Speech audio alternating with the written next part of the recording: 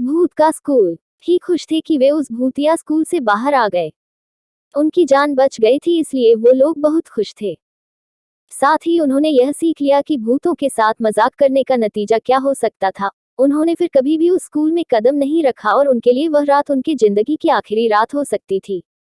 उन्होंने इस अनुभव से यह सीखा कि डरावनी कहानियों के पीछे कभी कभी अद्वितीय और रहस्यमय चीजें होती हैं, जो हमें जीवन की मूल आर्थिकता को समझने का मौका देती हैं। राहुल और उसके दोस्तों के उस अनोखे अनुभव के बाद वे न ही सिर्फ भूतों के प्रति आगाह हुए, बल्कि उन्होंने यह भी समझ लिया कि जीवन में अन्य चीजों के साथ भी सतर्क रहना बहुत ही महत्वपूर्ण है। उन्होंने यह सीखा कि डर कई बार एक अद्वितीय साहस की ओर पहुंच सकता है, और उन्होंने खुद को साहसी बनाने का निर्णय लिया। इसके परिणामस्वरूप वे अपने जीवन में नए संवाद और नए संभावनाओं का सामना करने लगे।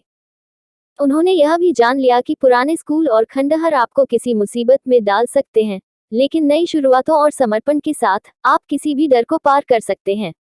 इस घटना के बाद राहुल और उसके दोस्त अपने जीवन को नए दृष्टिकोण से देखने लगे और उन्होंने साहस, दोस्ती और नए अनुभवों के साथ अपने सपनों की ओर बढ़ना शुरू किया। इस कहानी से हमें यह सीखने को मिलता है कि जीवन के महत्वपूर्ण पड़ाव कभी कभी हमें डरने का मौका देते हैं, लेकिन हमें उनका सामना करने और आगे बढ़ने का साहस रखना चाहिए।